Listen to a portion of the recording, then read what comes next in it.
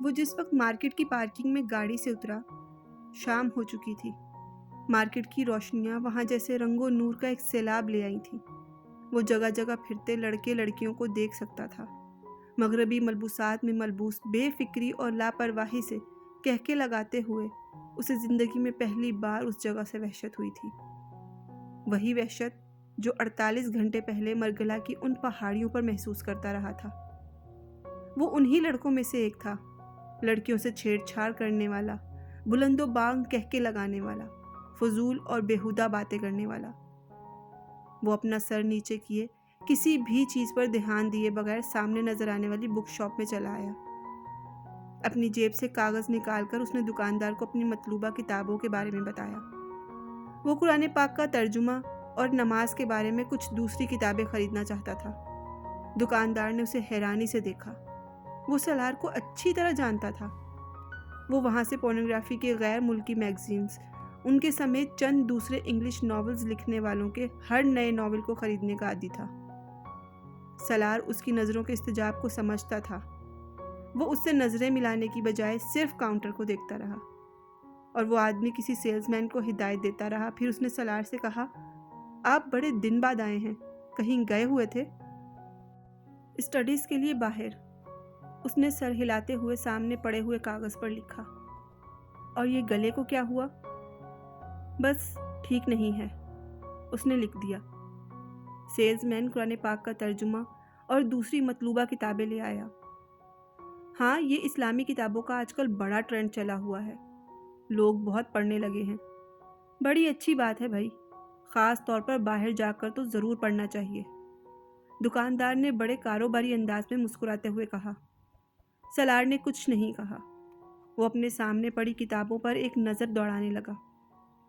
چند لمحوں کے بعد اس نے دائیں ہاتھ قرآن پاک کے ترجمے کے ساتھ کاؤنٹر پر خالی جگہ پر شاپ کیپر نے اس کے سامنے کچھ پورنوگرافی کے کچھ نئے میگزینز رکھ دیے۔ کتابوں کو دیکھتے دیکھتے اس نے چونک کر سر اٹھایا۔ یہ نئے آئے ہیں، میں نے سوچا آپ کو دکھا دوں، ہو سکتا ہے آپ خریدنا پسند کریں۔ سالار نے ایک نظر قرآن پاک کے ترجمے کو دیکھا اور دوسری نظر چند انچ دور پڑے ان میگزینز کو دیکھا۔ غصے کی ایک لہر اس کے اندر اٹھی تھی۔ کیوں؟ وہ نہیں جانتا تھا۔ بائیں ہاتھ پہ پڑے ان میگزینز کو اٹھا کر وہ جتنی دور اس شاپ کے اندر پھینک سکتا تھا اس نے پھینک دیے۔ چند لمحوں کے لیے پوری شاپ میں خاموشی چھا گئی۔ سیلز مین ہکا بکا کھڑا تھا۔ بل، سالار نے کاغذ پر گھسیٹا اور سرخ چہرے کے ساتھ اس سیلز مین کی آنکھوں کے سامنے اس کاغذ کو کیا۔ سیلز مین نے بھی کچھ بھی کہے بغیر اپنے سامنے پڑے کمپیوٹر پر ان کتابوں کا بل بنانا شروع کر دیا۔ چند منٹوں میں سالار نے بل ادا کیا اور کتابیں اٹھا کر دروازے کی طرف بڑھ گیا۔ ایڈیٹ! دکان سے باہر نکلتے ہوئے اس نے کاؤنٹر کے پاس کھڑی ایک لڑکی کا تبصرہ سنا۔ مخاطب کون تھا اس نے مڑ کر دیکھنے کی ضرورت نہیں سمجھی۔ وہ جانتا تھا تبصرہ اسی پر کیا گیا تھا۔ 2 ہفتے بعد اس کی آواز بحال ہو گئی تھی، اگرچہ ابھی بھی اس کی آواز بالکل بیٹھی ہوئی تھی، مگر وہ بولنے کے قابل ہو گیا تھا۔ وہ ان 2 ہفتوں میں روح کی دریافت میں مصروف تھا۔ وہ زندگی میں پہلی بار یہ کام کر رہا تھا۔ شاید زندگی میں پہلی بار اسے یہ احساس ہوا تھا کہ روح بھی وجود رکھتی ہے، اور اگر روح کے ساتھ کوئی مسئلہ ہو جائے تو۔ وہ زندگی میں پہلی بار خاموشی کے لیے ایک لمبے فیز میں داخل ہوا۔ بولنا نہیں، سننا۔ صرف سننا بھی بعض دفعہ بہت اہم ہوتا ہے۔ اس کا ادراک اسے پہلی بار ہوا تھا۔ اسے زندگی میں کبھی رات سے خوف نہیں آیا تھا، پر اس واقعے کے بعد اسے رات سے بے تحاشا خوف آنے لگا۔ وہ کمرے کی لائٹ آن کر کے سوتا تھا۔ اس نے پولیس کسٹڈی میں ان دونوں لڑکوں کو پہچان لیا تھا، مگر وہ پولیس کے ساتھ اس جگہ پر جانے کے لیے تیار نہیں تھا جہاں اس شام وہ اسے باندھ کر چھوڑ گئے تھے۔ دوبارہ کسی بھی ذہنی اذیت کا شکار ہونا نہیں چاہتا تھا۔ اس نے زندگی میں اس سے پہلے کبھی اتنی بے خواب راتیں نہیں گزاری تھی، مگر اب یہ ہو رہا تھا۔ وہ سلیپنگ پلز لیے بغیر سونے میں کامیاب نہیں ہوتا تھا، اور بعض دفعہ جب وہ سلیپنگ پلز نہیں لیتا تھا تو وہ ساری رات جاگتے ہوئے گزار دیتا۔ اس نے نیو ہیون میں بھی ایسے ہی چند ہفتے گزارے، اتنے ہی تکلیف دہ اور اذیت ناک، مگر تب صرف الجھن اور اضطراب تھا، یا شاید کسی حد تک پچھتاوا۔ مگر اب وہ ایک تیسری کیفیت سے گزر رہا تھا، خوف سے۔ وہ اندازہ نہیں کر پا رہا تھا کہ اس رات سے اسے کس چیز سے زیادہ خوف آیا تھا، موت سے، قبر سے، یا پھر دوزخ سے۔ امامہ نے کہا تھا ایکسٹیسی کے بعد پین ہوتی ہے، اور موت پین ہے۔ اس نے کہا تھا پین کے بعد نتھنگنیس ہوگی، قبر نتھنگنیس تھی۔ امامہ نے کہا تھا نتھنگنیس کے بعد ہیل آ جائے گا۔ وہ وہاں تک پہنچنا نہیں چاہتا تھا، وہ اس ایکسٹیسی سے بچنا چاہتا تھا جو اسے پین سے ہیل کا سفر کرنے پر مجبور کر دیتی۔ اگر مجھے ان سب چیزوں کا پتہ نہیں تھا تو امامہ کو کیسے پتہ تھا؟ وہ بھی تو میری ہی عمر کی ہے، وہ میرے جیسی خاندان سے تعلق رکھتی ہے، پھر اس کے پاس ان سوالوں کے جواب کیسے آ گئے؟ وہ حیران ہوتے ہوئے سوچنے لگا، آسائشیں تو اس کے پاس بھی ویسی ہی تھیں جیسی میرے پاس تھی، پھر اس میں اور مجھ میں کیا فرق تھا؟ وہ جس مکتبہ فکر سے تھی، وہ کون ہوتے ہیں، اور وہ کیوں اس مکتبہ فکر سے منسلک نہیں رہنا چاہتی تھی؟ اس نے پہلی بار اس کے بارے میں تفصیلی طور پر پڑھا، اس کی الجھنوں میں اضافہ ہوا۔ ختم نبوت پر اختلاف کیا اتنا اہم ایشو ہے کہ ایک لڑکی اس طرح اپنا گھر چھوڑ کر چلی جائے؟ میں نے اسجد سے اس لیے شادی نہیں کی کیونکہ وہ ختم نبوت پر یقین نہیں رکھتا۔ تم سمجھتے ہو میں تمہارے جیسے انسان کے ساتھ زندگی گزارنے پر تیار ہو جاؤں گی؟ ایک ایسے شخص کے ساتھ جو ختم نبوت پر یقین رکھتا ہے اور پھر بھی گناہ کرتا ہے، جو ہر وہ کام کرتا ہے جس سے میرے پیارے نبی نے منع فرمایا۔ اگر میں حضرت محمد صلی اللہ علیہ وسلم پر یقین نہ رکھنے والے سے شادی نہیں کروں گی تو میں آپ صلی اللہ علیہ وسلم کی نافرمانی کرنے والے کے ساتھ بھی زندگی نہیں گزاروں گی۔ اسے امامہ ہاشم کا ہر لفظ یاد تھا، معنی پر وہ پہلی بار غور کر رہا تھا۔ تم یہ بات نہیں سمجھو گے، اس نے بہت بار سالار سے یہ جملہ کہا تھا، اتنی بار کہ وہ اس جملے سے چڑنے لگا تھا۔ آخر وہ یہ بات کہہ کر اس پر کیا جتانا چاہتی تھی کہ وہ کوئی بہت بڑی اسکالر یا پارسا تھی اور وہ اس سے کمتر؟ اب وہ سوچ رہا تھا کہ وہ بالکل ٹھیک کہتی تھی، وہ واقعی تب کچھ بھی سمجھنے کے قابل نہیں تھا۔ کیچڑ میں رہنے والا کیڑا یہ کیسے جان سکتا تھا کہ وہ کس گندگی میں رہتا ہے؟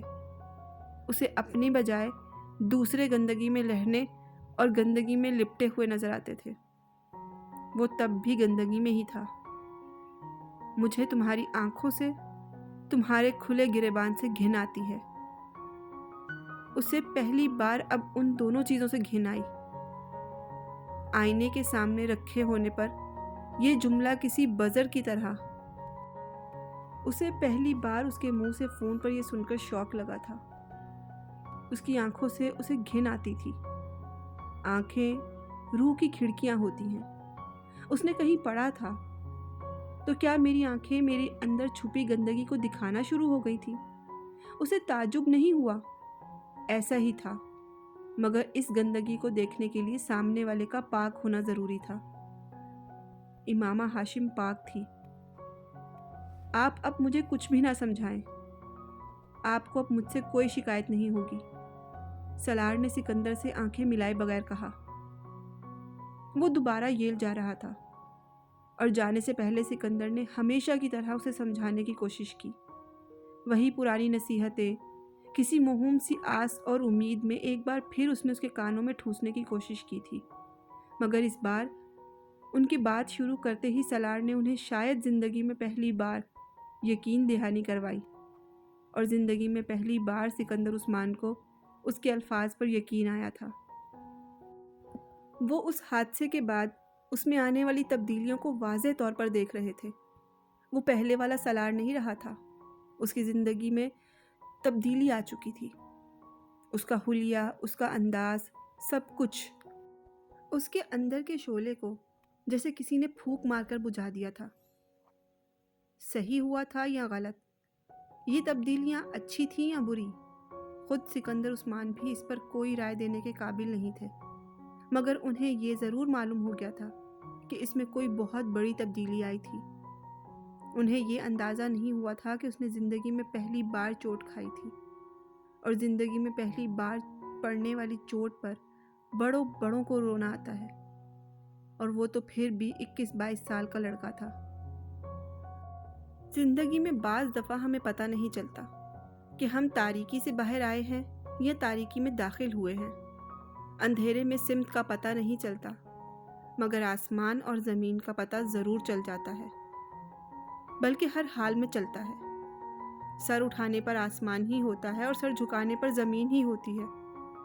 दिखाई दे ना दे, मगर ज़िंदगी के सफ़र में सिर्फ 4 सिमतों की ही ज़रूरत पड़ती है, दाएं बाएं और आगे पीछे। 5वीं सिमत पैरों के नीचे होती है। वहाँ ज़मीन ना हो तो पाताल आ जाता है। पाताल में पहुँचने के बाद किसी सिमत की ज़रूरत नहीं रहती।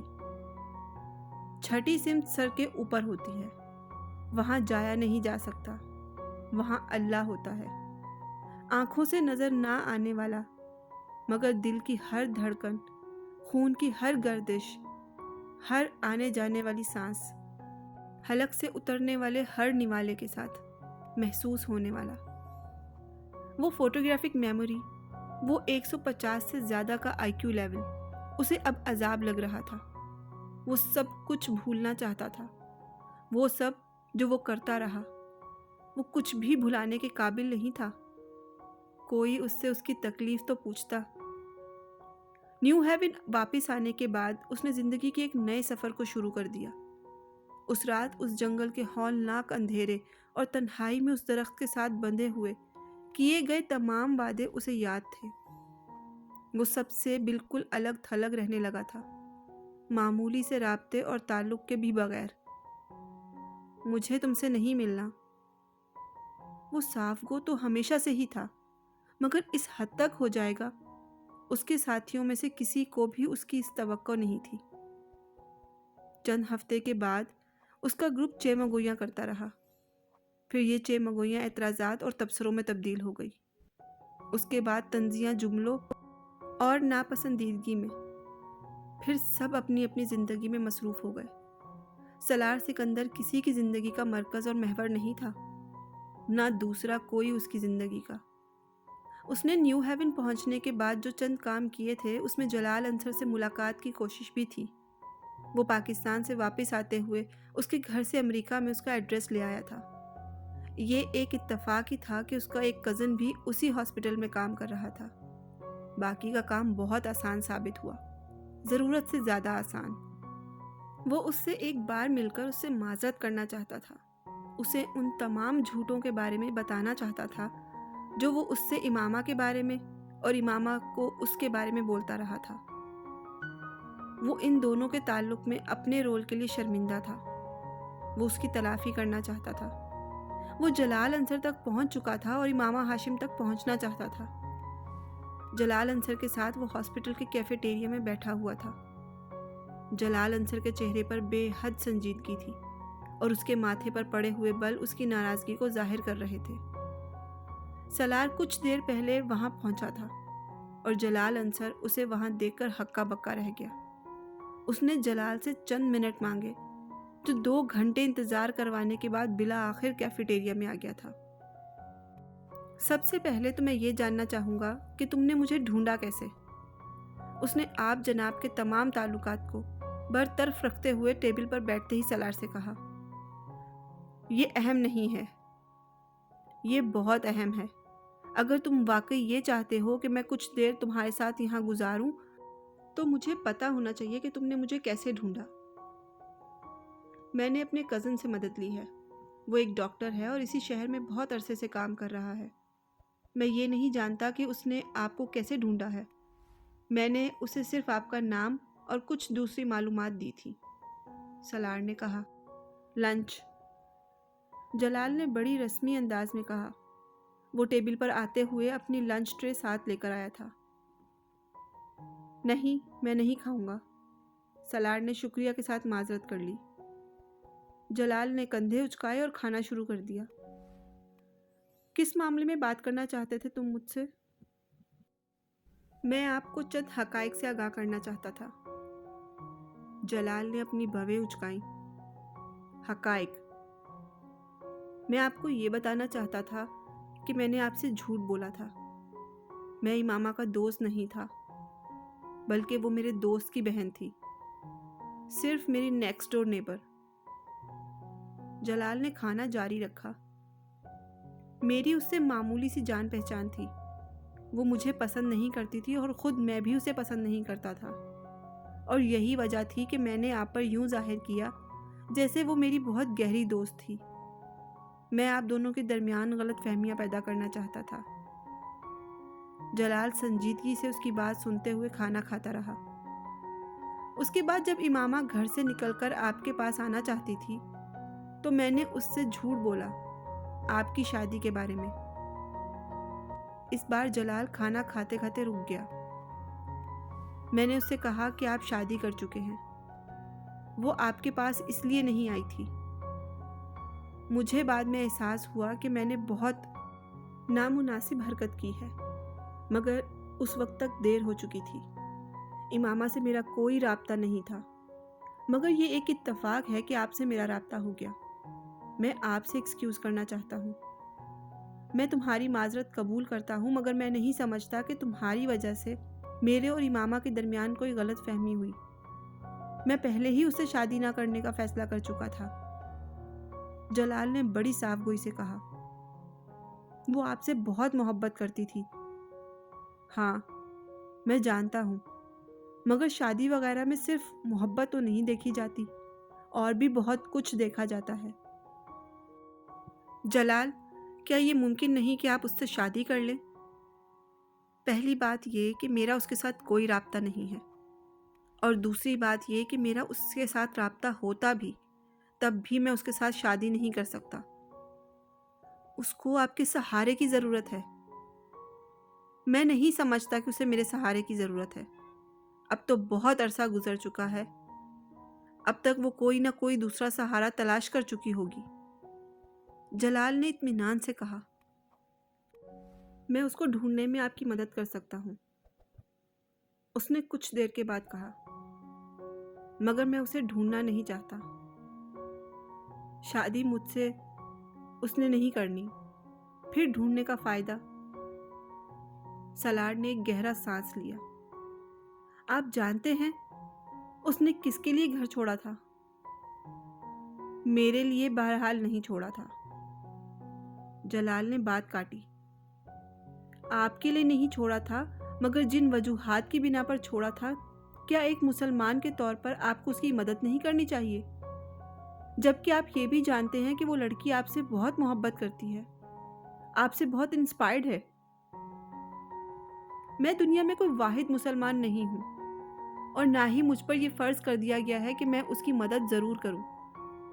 मेरी एक ही ज़िंदगी है, और मैं उसे किसी दूसरे की वजह से तो ख़राब नहीं कर सकता। और फिर तुम भी मुसलमान हो, तुम क्यों नहीं शादी करते उससे? मैंने तो तब भी तुमसे कहा था कि तुम उससे शादी कर लो। तुम वैसे भी उसके लिए सॉफ्ट कॉर्नर रखते हो। जलाल अंसर ने कदरे चुभते हुए अंदाज में कहा। सलार उसे खामोशी से देखता रहा। वो उसे बता नहीं सकता था कि वो उससे शादी कर चुका है। शादी? वो मुझे पसंद नहीं करती। मैं इस सिलसिले में उसे समझा सकता हूँ। तुम मेरा उसे राब्ता करवा दो तो मैं उसे तुमसे शादी करने पर तैयार कर लूँगा। अच्छे आदमी हो तुम, और ख़ानदान वगैरह भी ठीक ही होगा तुम्हारा। कार तो 1.5 साल पहले भी शानदार रखी हुई थी। इसका मतलब है रुपया पैसा वगैरह तुम्हारे पास तो होगा। वैसे यहाँ किस लिए हो? MBA कर रहा हूँ। फिर तो कोई मसला ही नहीं, जॉब तुम्हें मिल जाएगी। रुपया वैसे भी तुम्हारे पास है। लड़कियों को और क्या चाहिए? इमामा तो वैसे भी तुम्हें जानती है। जलाल ने चुटकी बजाते ही मसला हल किया था। सारा मसला तो इसी जानने ने ही पैदा किया है। वो मुझे ज़रूरत से ज़्यादा जानती है। सलार ने जलाल को देखते हुए सोचा। وہ آپ سے محبت کرتی ہے۔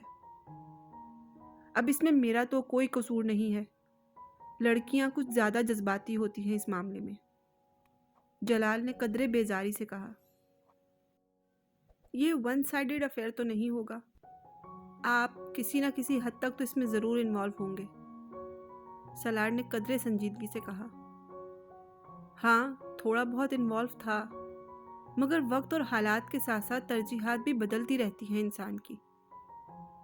اگر آپ کو وقت اور حالات کے ساتھ اپنی ترجیحات بدلنی تھیں تو آپ کو اس کے بارے میں امامہ کو انوالو ہوتے ہی بتا دینا چاہیے تھا۔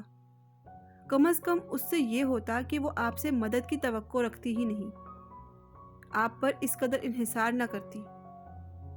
میں امید کرتا ہوں کہ آپ یہ تو نہیں کہیں گے کہ آپ نے اس سے شادی کے حوالے سے کوئی بات یا کوئی وعدہ نہیں کیا تھا۔ جلال کچھ کہنے کی بجائے عجیب نظروں سے اسے دیکھتا رہا۔ تم مجھے کیا جتانے اور بتانے کی کوشش کر رہے ہو؟ اس نے چند لمحوں کے بعد اکھڑے ہوئے انداز میں کہا۔ اس نے جب مجھ سے پہلی بار رابطہ کیا تھا تو آپ کا فون نمبر اور ایڈریس دے کر اس نے مجھ سے کہا تھا کہ میں آپ سے پوچھوں آپ نے اپنے پیرنٹس سے شادی کی بات کر لی ہے۔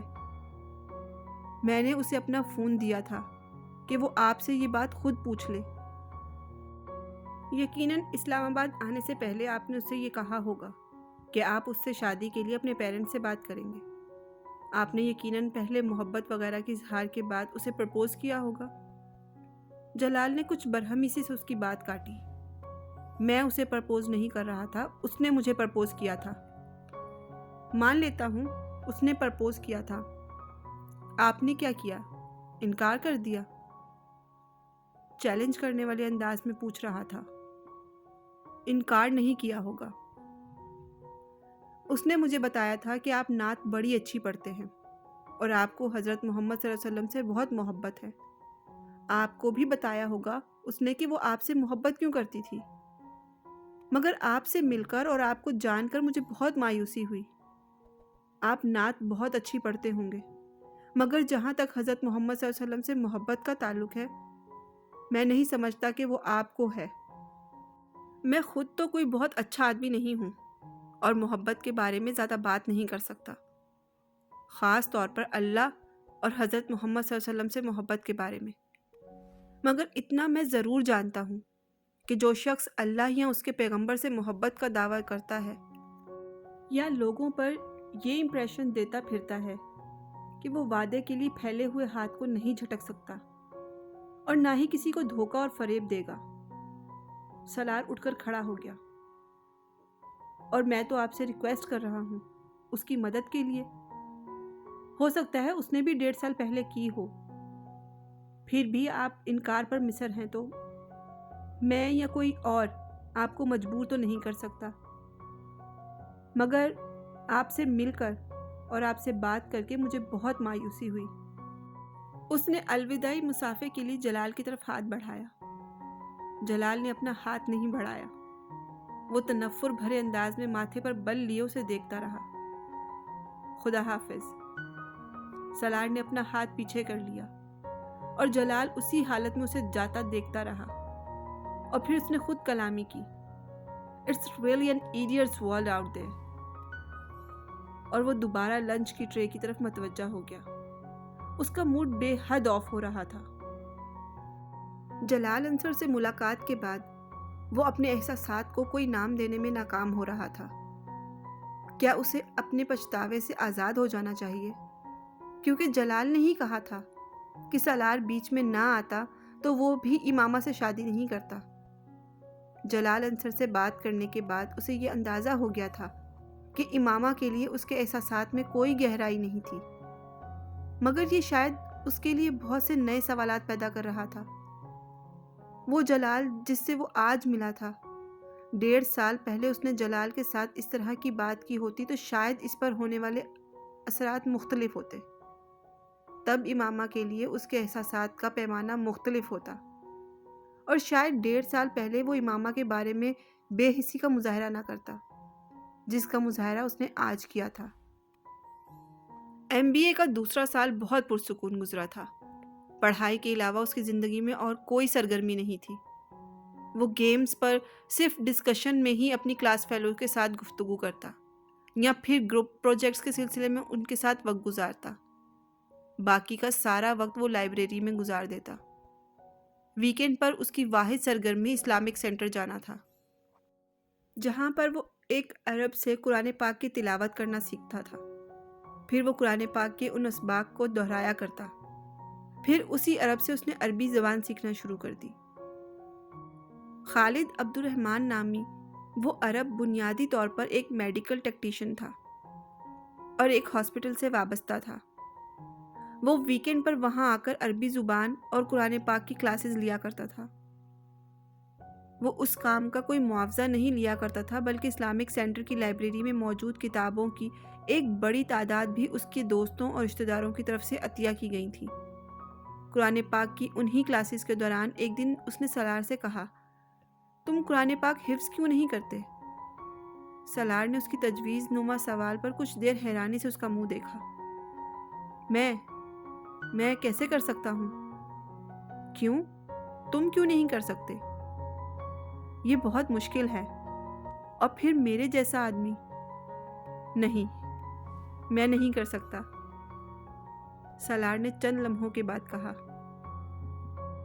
تمہارا ذہن بہت اچھا ہے، بلکہ اگر میں یہ کہوں کہ میں نے اپنی زندگی میں آج تک تم سے زیادہ ذہین آدمی نہیں دیکھا۔ جتنی تیز رفتاری سے تم نے اتنے سے مختصر عرصے میں اتنی چھوٹی چھوٹی اور بڑی بڑی صورتیں یاد کی ہیں، کوئی اور نہیں کر سکا۔ اور جتنی تیز رفتاری سے تم عربی سیکھ رہے ہو، میں اس پر بھی حیران ہوں۔ جب ذہن اس قدر زرخیز ہو اور دنیا کی ہر چیز سیکھ لینے اور یاد رکھنے کی خواہش ہو، تو قرآن پاک کیوں نہیں؟ تمہارے ذہن پر اللہ تعالیٰ کا بھی حق ہے۔ خالد نے کہا، آپ میری بات نہیں سمجھے۔ مجھے سیکھنے پر کوئی اعتراض نہیں، مگر یہ بہت مشکل ہے۔ میں اس عمر میں یہ نہیں سیکھ سکتا۔ جبکہ میرا خیال ہے کہ تمہیں قرآن پاک حفظ کرنے میں بہت آسانی ہوگی۔ تم ایک بار اسے حفظ کرنا شروع تو کرو۔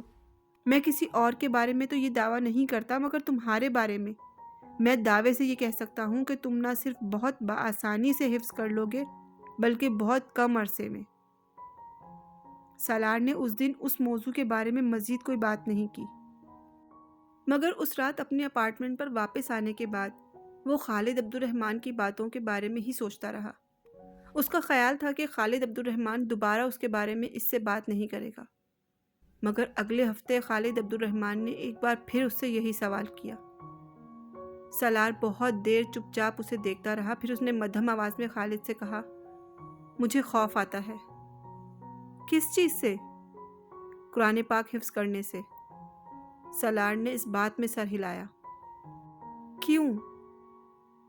وہ بہت دیر خاموش رہا، پھر کارپٹ پر اپنی انگلیوں سے لکیریں کھینچتے اور انہیں دیکھتے ہوئے اس نے خالد سے کہا، میں بہت گناہ کر چکا ہوں، اتنے گناہ کہ مجھے انہیں گننا بھی مشکل ہو جائے گا۔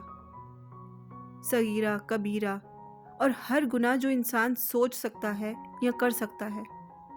میں اس کتاب کو اپنے سینے یا ذہن میں محفوظ کرنے کا سوچ بھی نہیں سکتا۔ میرا سینہ اور ذہن پاک تو نہیں ہے۔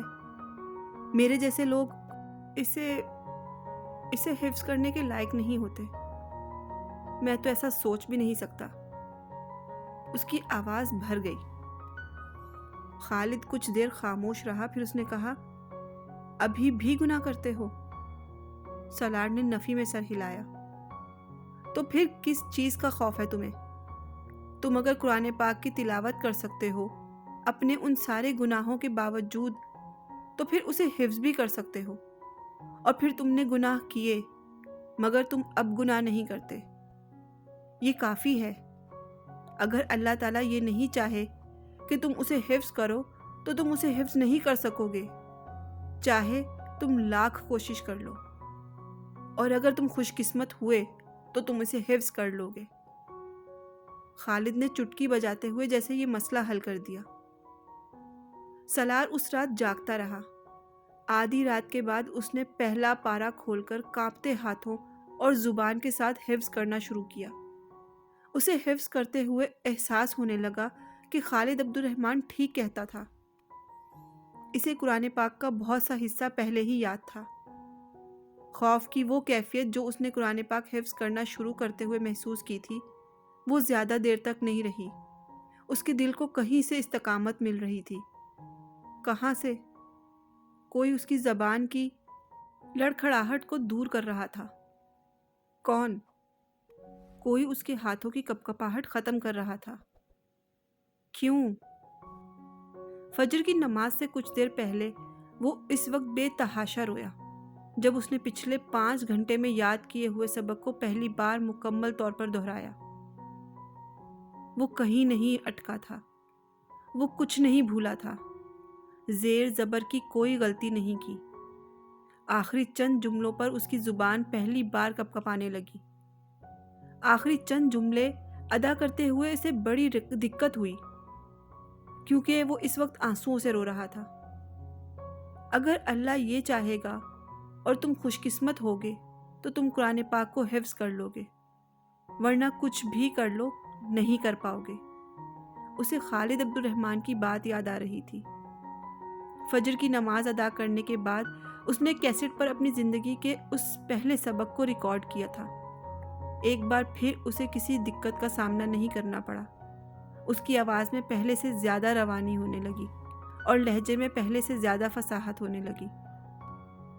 اس کی زندگی میں ایک نئی چیز شامل ہو گئی تھی۔ اس پر ایک اور احسان کر دیا گیا تھا، مگر اس کا ڈپریشن ختم نہیں ہوا تھا۔ وہ رات کو سلیپنگ پلز کے بغیر نیند کا تصور بھی نہیں کر سکتا تھا، اور سلیپنگ پلز لینے کے باوجود وہ کبھی اپنے کمرے کی لائٹس آف نہیں کر سکا تھا۔ وہ تاریکی سے خوف کھاتا تھا۔